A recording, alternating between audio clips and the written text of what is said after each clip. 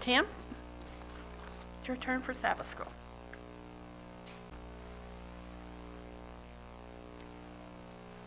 Good morning. How are you folks on this wet Sabbath morning?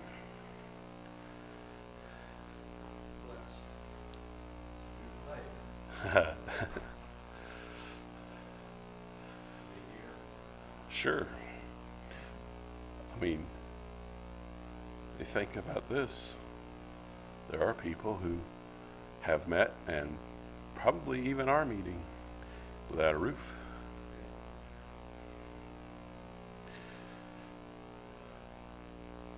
We should be thankful for the comfort we've got,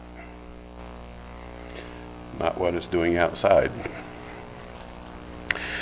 Do I have a volunteer to have an opening prayer for us? Okay. Loving Father in heaven, thank you for the special day we have today, your Sabbath day. And as was mentioned, we thank you for the nice building we have to worship in, to keep us out of the elements outside. We thank you for the rain that helped the gardens and flowers to grow, and water for the birds and the different animals to drink. As we get into our lesson today, Father, we ask that the Holy Spirit be with all of us, lead us and guide us in the answers that we have. Thank you for the angels being here with us also. In Jesus' name. Thank you. All right. So what is our lesson about this morning? Yeah, the whole quarter is about covenant. What is this covenant? Who was this covenant with? Abraham. So does that leave us out? No. We'll get to that.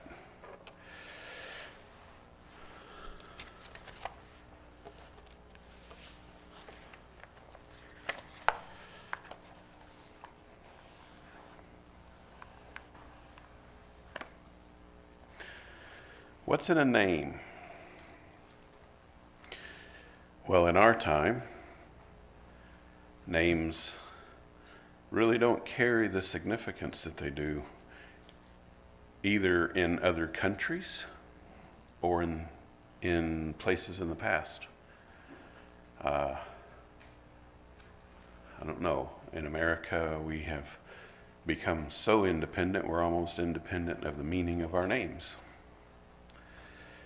We don't think of people in relation to their name. But in Bible times, they meant a lot of things. The lesson pointed out, even for us, when you mention certain names, certain characteristics come to mind. In history, Albert Einstein. What comes to mind? Okay.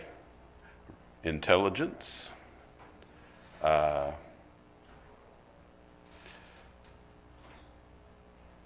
liked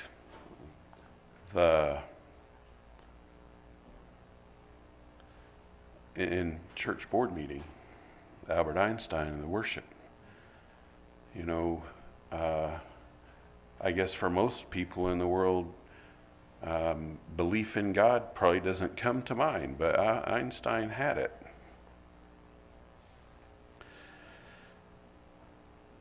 Gandhi, Dorcas, Martin Luther King, Napoleon. Not necessarily always good comes with the thoughts of the name. Hitler. Certain characteristics come to mind.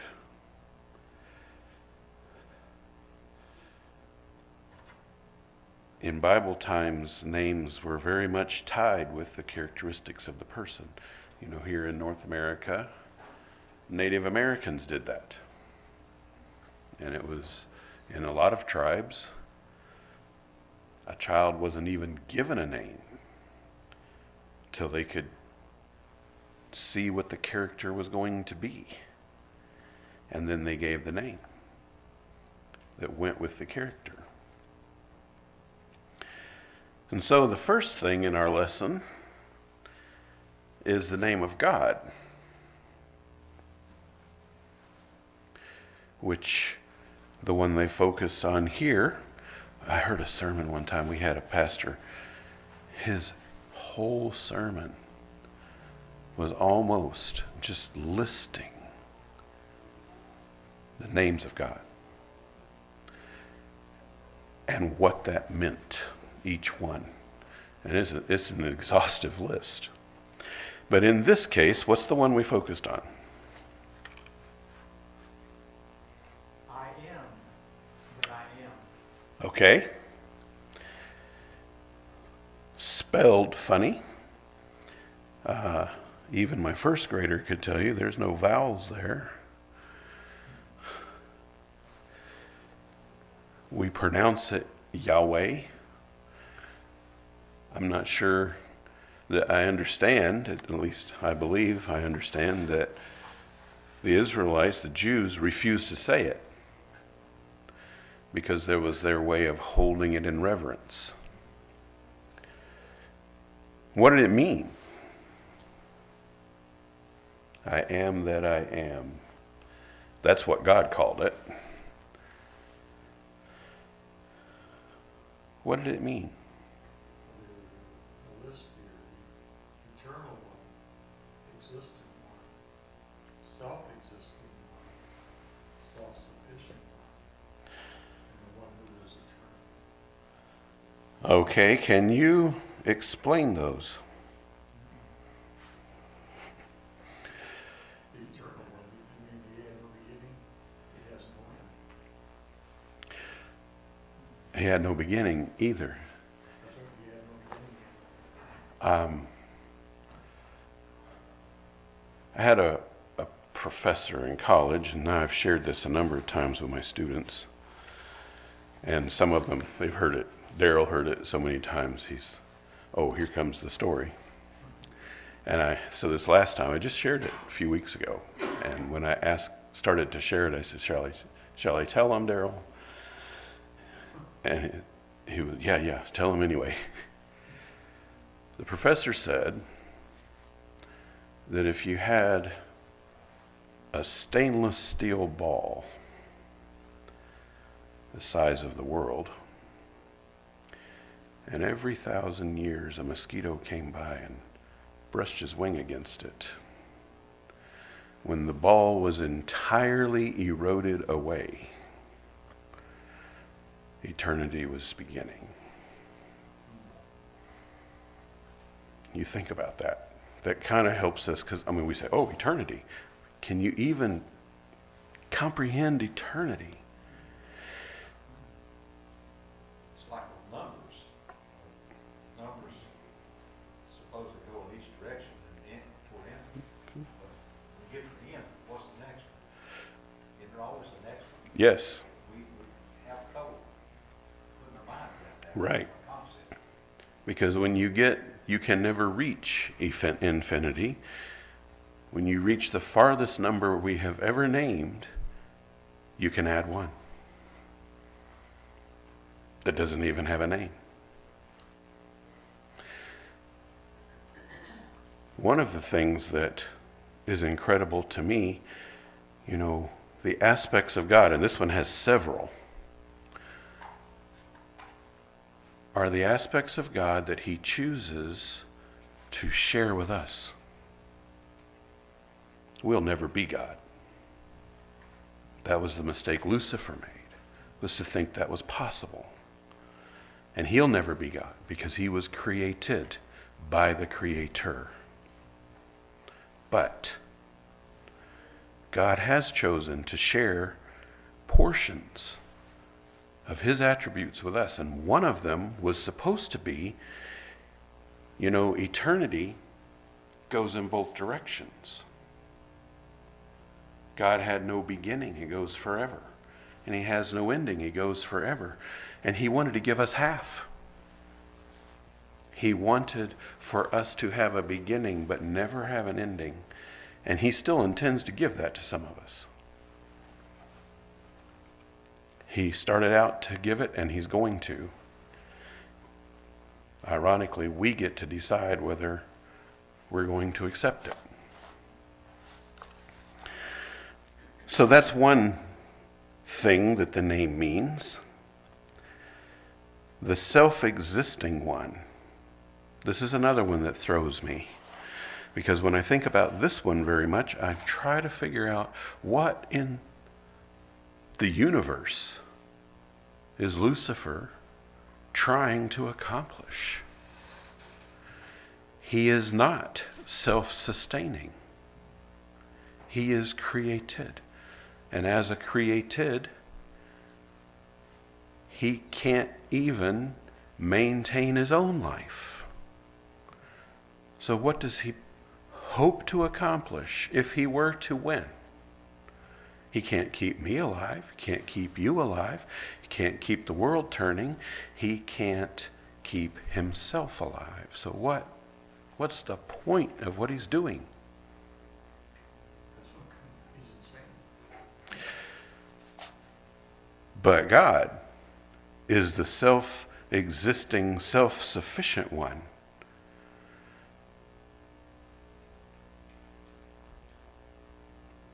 And the name, I am that I am, is the title that he uses to show that. Good morning.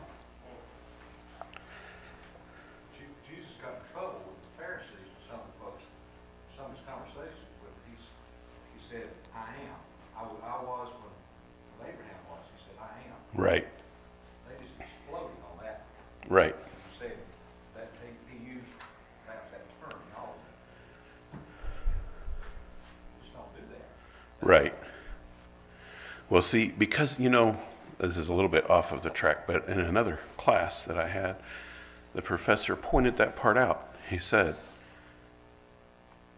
that because Jesus made that claim, we all have a decision to make, and there's only 3 choices that are acceptable. Logically, there's only 3 that can possibly be true regarding Jesus. Either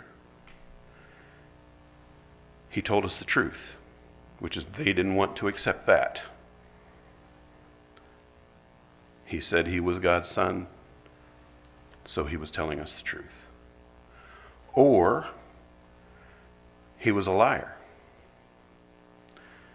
and a con artist. Or he was insane because he thought he was God's son. Certain religions, they want to say, oh, Jesus was an important person, but he wasn't God's son. You can't say that. Logically, that doesn't add up. It can only be one of those 3 because he made the claim. He was either crazy, a liar, or he was who he said he was. He was God's son. So,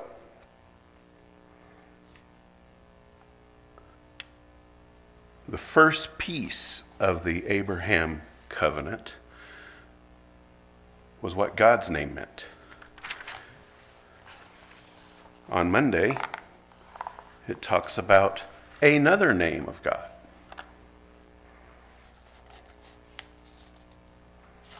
He said, I am El Shaddai.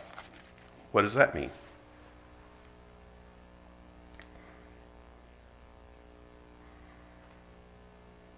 What was El Shaddai in comparison to the other things that it said already? El is God's name. Shaddai, we're not really sure the accurate Right? meaning of it, but they present it, they give it the name Almighty Okay? So it was the authority and power.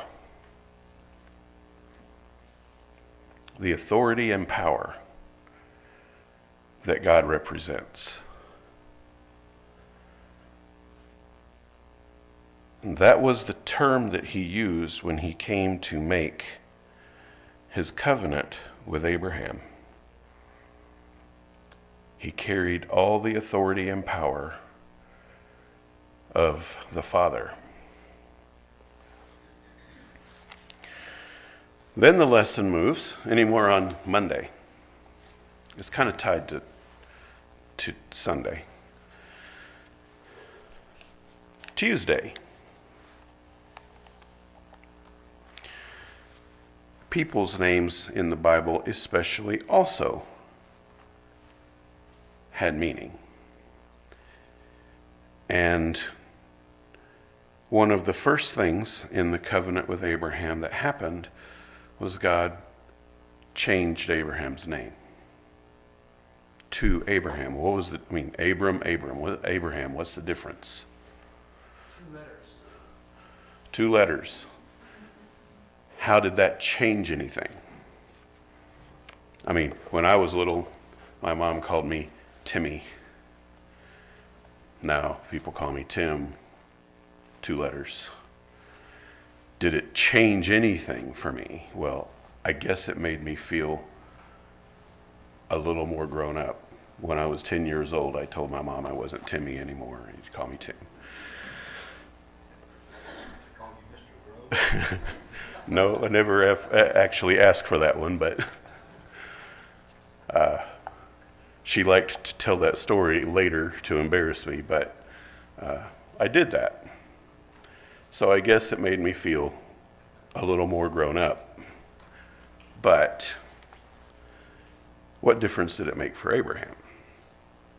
Well, it says it reflects a radical change in someone's life or circumstances. Okay. And what did his name mean?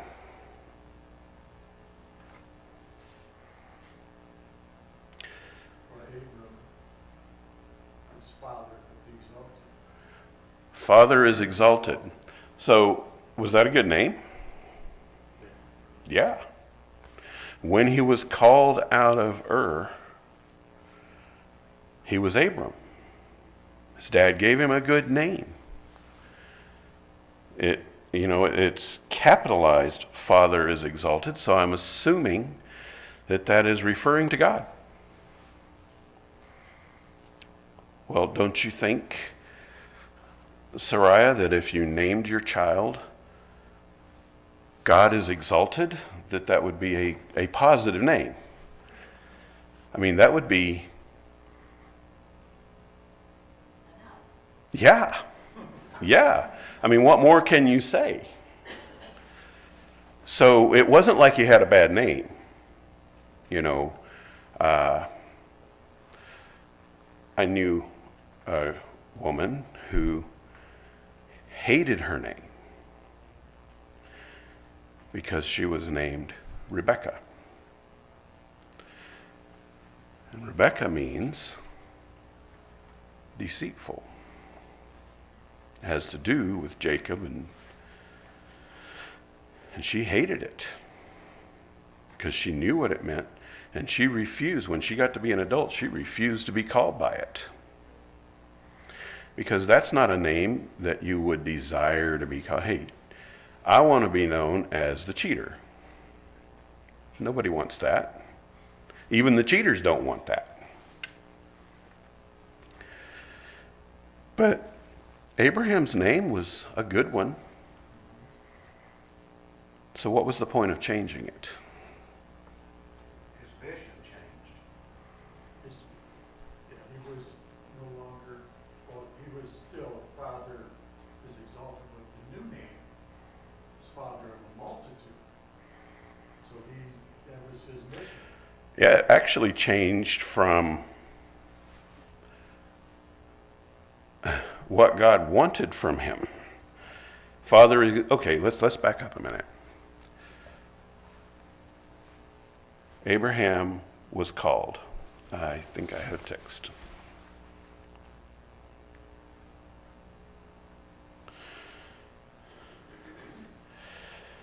This is,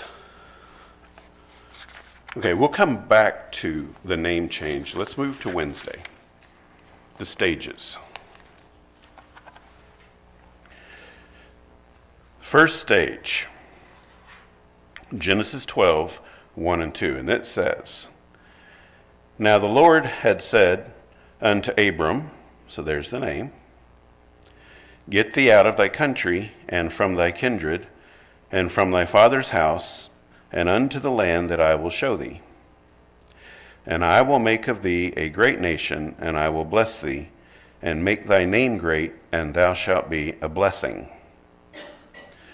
And I will bless those that bless thee, and curse him that curseth thee, and in thee shall all families of the earth be blessed. So Abram departed, as the Lord had spoken unto him, and Lot went with him, and Abraham was 75 years old when he departed from Haran. So he was already 75 years old whenever all this began. Do you suppose that back in Ur and Haran that he was living up to his name? Father is exalted. And thinking this was life for him. This is what, I'm doing what God's asked. This is where I live. This is what I'm doing. And at 75 years old, God said, no, there's more. I've got more for you. And the first stage of that is, you got to leave your home and go somewhere else. I've heard people talk about, God was calling him out of the wicked city Ur. Let's get this straight. God was calling him out of the city of Ur, which wasn't necessarily a good place, to live next to and witness to Sodom and Gomorrah. Let that sink in. He didn't move into Sodom, because that would have implied joining them. But they knew him. He knew them. He saved their lives. He made them pay tithe one time. Okay? They were aware of Abraham, and he was aware of them. They knew each other. That's not making life easier or less connected to the evils of the world. It wasn't like a separatist thing out in Montana.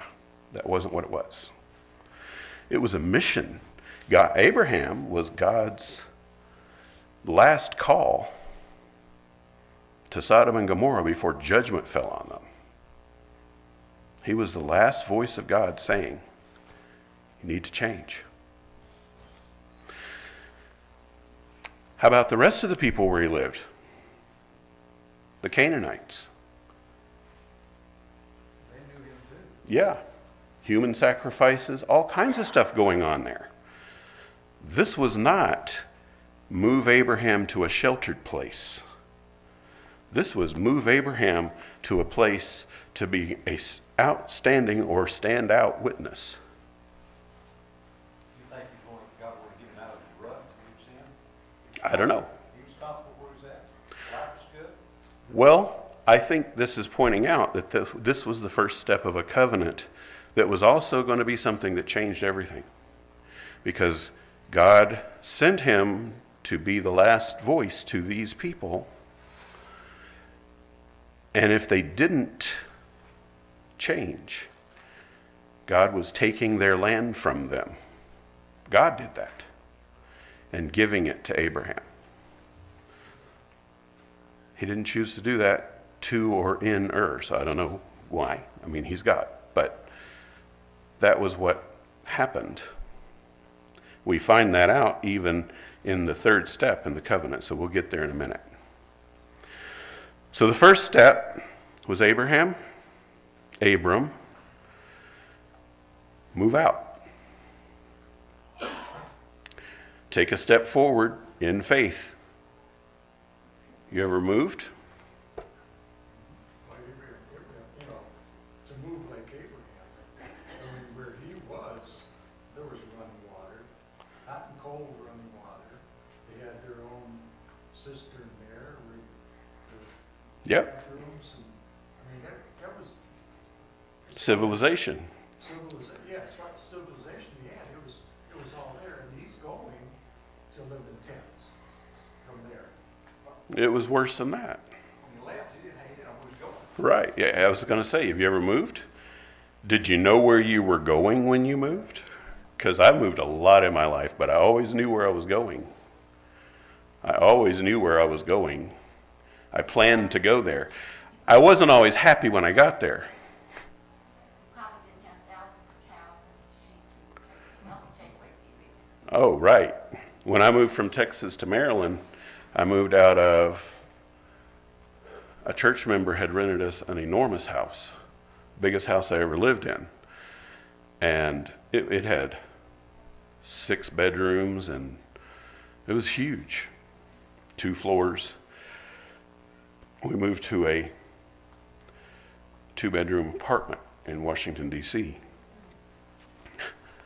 We sold stuff, gave stuff away, we couldn't move all that stuff there. But Abraham did. He moved everything. And he didn't know where he was going. God just said, Abraham, I want you to move. Go. Well, where am I going? I'll tell you when you get there. Wow. That took faith. That took more faith than most of us probably would be willing to exercise. But he did it.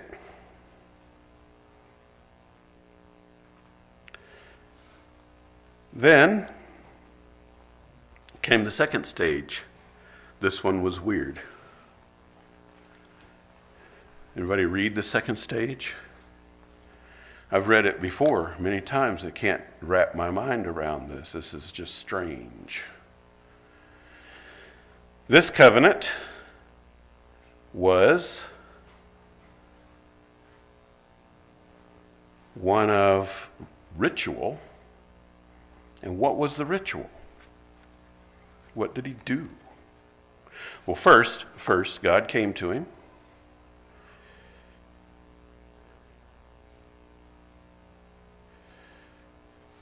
This is important. Whereby shall I know? This is Abraham talking to God. God said, I'm going to do this next part of your covenant. And Abraham said, how shall I know? This is what the commentary says about it. This request for a sign may be compared with the requests of Gideon and Hezekiah. Is it wrong to ask God that question? How am I going to know?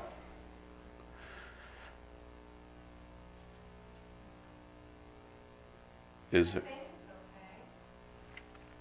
Does it show lack of faith? That's what. Okay. Does it? This is really good because it answers this for us. Gideon and Hezekiah did it. Did God honor their requests? He did. It's almost like God kept honoring Gideon's request to the point where finally God said, look, Gideon, come on. I mean, the last time Gideon's still reluctant, and God said, okay, go down, listen to the tent, and then, don't bother me anymore with that. Hezekiah got the sign, which was a pretty incredible sign. What happened? The sun moved back. Do you understand what that means? I don't think Hezekiah did. I don't think he knew. What would have to happen for God to move the sun back?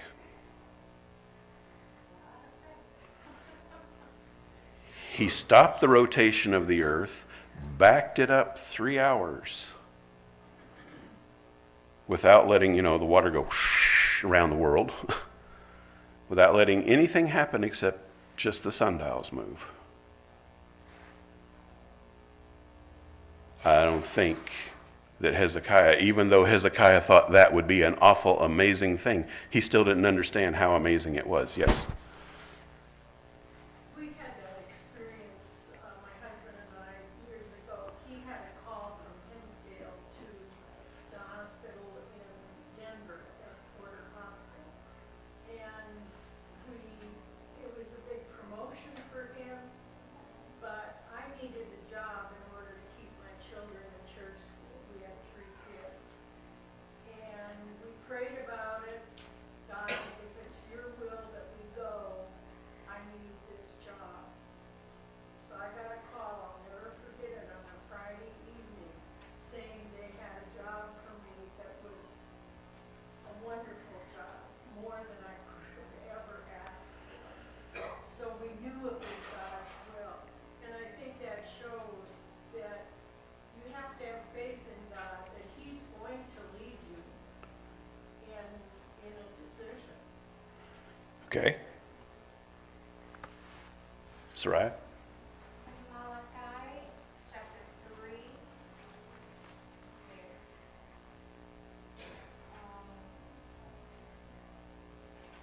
It says, oh, I lost it.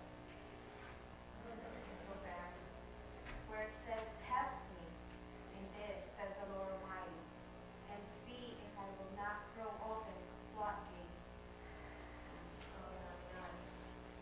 I think if you see Abram, before he calls Abraham, Hezekiah, and Gideon, they're like, they have never had it in their lifetime, probably, a test like this before. Abram is coming out of Babylon, as per se, and God wants to have something better for him to connect with him. Gideon and all these people of Israel, they've been worshiping do idols, pagan idols. Even his dad. Even his dad. And Hezekiah. I think he was one of the, well, I don't know if it was the second or before him, the king was not good. Right. And now he had to test him. About us here, my mom, since when I was little, she wanted, like, you want to test the Lord? You want something? You want to know if this gets built? Because I wanted a bike. For the first time in my life, at 6 years old, when my mom told me that, I tested him. And I prayed that whole year. You pray to the Lord will answer whether it's yes or no. And I really wanted a bike, because my friends would not let me. And I feel like we're baby Christians. As we test the Lord, He's trying to let us know, yes. I think He wants us to have that experience that we didn't have before. Abraham didn't have that in that city. Gideon didn't have that before, fighting against the Moabites. And he found some favor in Gideon. And Hezekiah, probably the same thing. You want to see that I am the Lord and I can make you win this victory? Okay. I'm trying to compare this, and even today, that God wants us to test, wants us to test Him. I don't like this devil. I don't think so. I think it's growth, a personal growth. Everything I have done since I was a little girl, I do in prayer. Coming here, buying a car, going to college, everything. Everything. So, could you do it wrong? Abram's question was not a symptom of unbelief or doubt, but the expression of heartfelt longing to see the promises of God fulfilled. Later, Zacharias, in unbelief, asked for a sign. Remember that?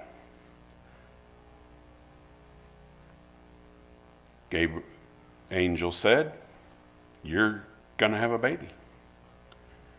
And he was a good person. He found favor in God's eyes, and he was burning the incense in the temple. You had to be pure for that to be good for you. And that was where he stood when he ask for a sign in unbelief. And he got it. He got it. But it came at a cost. Remember, he couldn't speak till the baby was born, right? But Mary put a similar question to the angel in faith. And that didn't happen to her. So you could go about it right or you could go about it wrong. Sarah, too, she doubted. Yes. And God, Jesus heard her love. I read just this morning, Abraham did it too.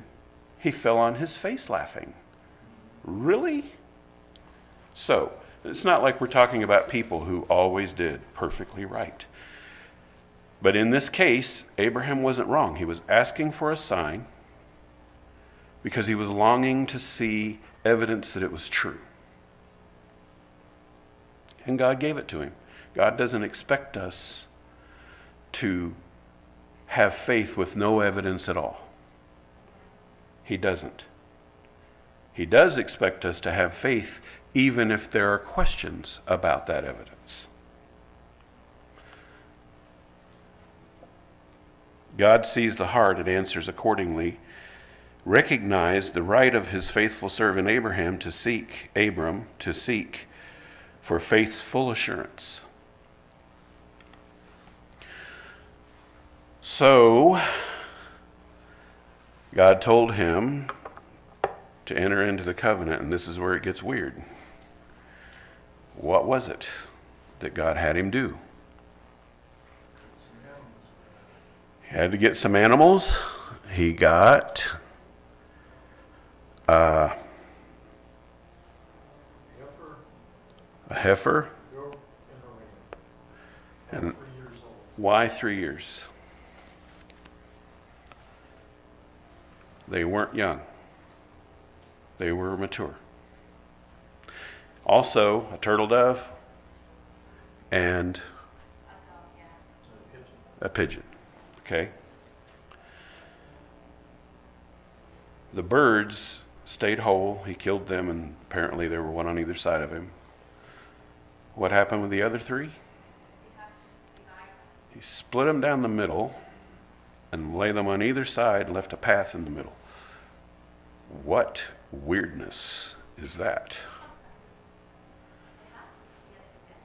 Well, that was what was throwing me. I mean, I read the lesson didn't tell us, and I was reading that, and I was like, why? What is the reason for that?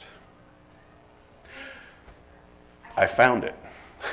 Yes.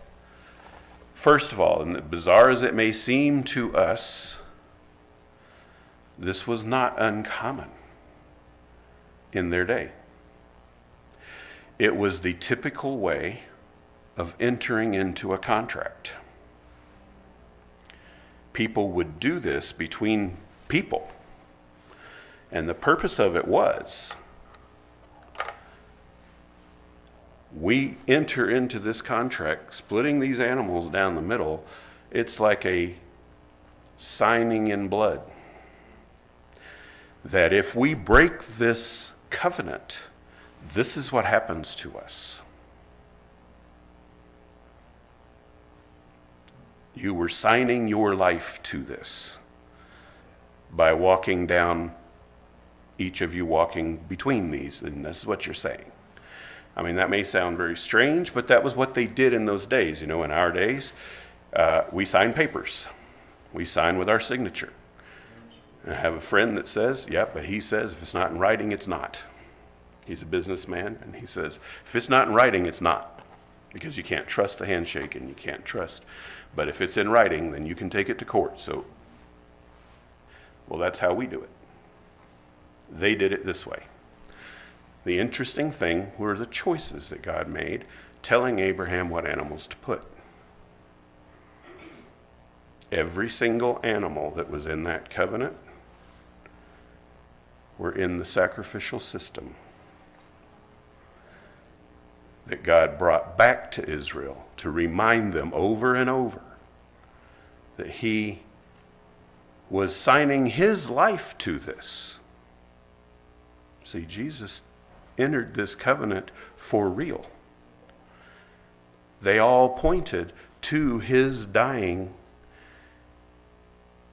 Oddly enough, unlike all the rest of the world's contracts, to make up for our lack. Because the way we've acted, we just deserve to be, split in half. But Jesus died for us. And that's what the contract was. So bizarre as it is, it actually has a lot of significance. It was also something real. God had promised Abraham, it was all words. This was something that Abraham could physically enter into. Something that he could walk away from saying, I have made a covenant.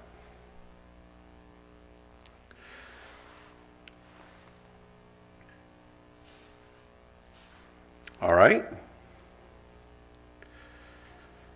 The lives of the animals pledged the lives of those participating in the covenant. This practice remained in force for many centuries, all the way to Jeremiah. Listen to this. Jeremiah 34, 18-20. Those who have violated my covenant and have not fulfilled the terms of the covenant they made before me. So this is talking about Abraham's deal. I will treat like the calf they cut in two and then walked between its pieces. The leaders of Judah and Jerusalem, the court officials, the priests, and all the people of the land who walked between the pieces of the calf, I will deliver into the hands of their enemies who want to kill them. Their dead bodies will become food for the birds and the wild animals.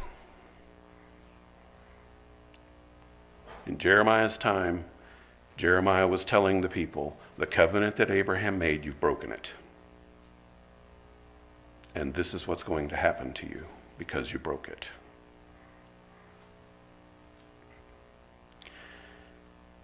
That's why they didn't want to listen to Jeremiah. Now, there was a condition in Genesis chapter 17.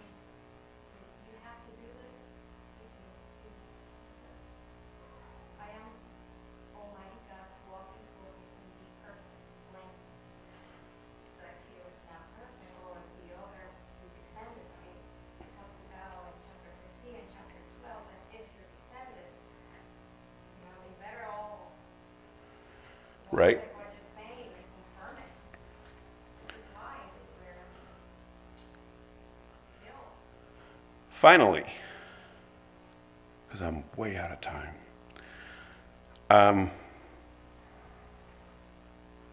What was the third stage? First stage was leaving in faith. Second stage was the actual event of the covenant. What was the third one? And what else? What was the surrounding that? What events? God promised to make Abraham a father of many nations. And so in spite of the other covenants, Abraham laughed about that. Why did he laugh? Because his wife was old. It says he was 99 years old. Because he wasn't 75 anymore. Think about that. When he first left, he was 75. Even then, kind of questionable. But now, he's like, the first thing he said to God was, well, I hear you, but I don't have any children, so you must be talking about Eliezer, my servant. He's a good guy. Eliezer was a really good guy. A very faithful servant. And apparently a very God-fearing servant to be with Abraham all that time. And so Abraham was like, yep, I can see that. I can pass it on, my inheritance on to Eliezer. And God said, no, that's not what I got in mind. It's going to be your child. And then, thank you. Then he decided, well, God must mean, we got to help him out here. We got to make the covenant come true. Do you have to make a covenant with God come true? Are they self-fulfilling prophecies? No. He didn't have to make it come true, but he tried. And it was Sarah's idea. I can't have children, so it must mean, that surrogate. So he had Ishmael. God said, no, that is not what I had in mind. And then Abraham felt bad because here he's brought Ishmael in and Ishmael can't be. So he asks God, well, bless Ishmael too. And God said, I will. But it's not him. And then whenever he came to say, I'm going to fulfill the covenant, right away now, the time has come, Abraham laughed. And then Sarah laughed as well. I didn't realize before, everybody always talks about Sarah, pick on the women. But Abraham did it too. It said he fell on his face and laughed. Okay? I mean, that's laughing. He was cracked up by that. God said, all right, Abraham, fine. Watch and see. He fulfilled the covenant in spite of Abraham's lack of faith in that instance. And he changed his name to Abraham, that he would be the father of many nations. Do you understand that that in itself was a burden for Abraham to carry? Names mean something. God says, I'm changing your name to the father of many nations. So now he has to, when he meets people and they want to know who he is known by Abraham. I tell them, my name is Abraham, which means father of many nations. Well, how many children do you have? Well, I don't have any. I don't have any. You're a joke. Abraham carried that. And even till his death, how many children did he have? Now, if you would have said, Jacob, you're the father of many nations, okay. He had 12 kids, 13 kids, and 12 boys, okay. That would make sense. People would look at him, oh yeah, you're the father of many nations. But Abraham, no. He carried the name in faith and trust that God would keep his covenant. And he couldn't even present to the world any evidence.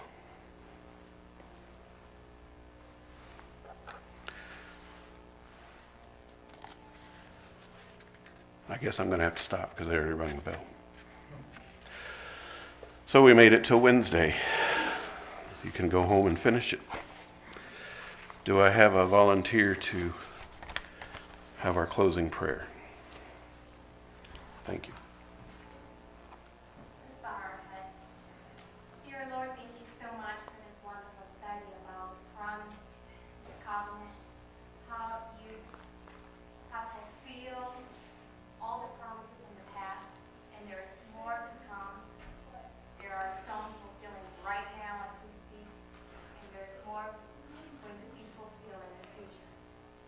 Lord, just like the covenant that you have with Abraham, that he was going to be the father of many nations, but not just one specific nation, but many, meaning even the Gentiles that accept you, Lord. Today, we are those adopted children.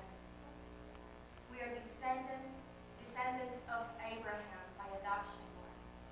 And we thank you for that. Help us to be ready in these last days for what is coming. Help us to study diligently and help each other and also be accountable for each other and help each other to grow spiritually, physically, mentally, emotionally, and always look at you, Lord, when we are down. Now, bless us all as we go to the second part of this service and listen very carefully to the voice of the Holy Spirit and bring us home safe and blessed. In Jesus' name we pray. Amen. Thank you.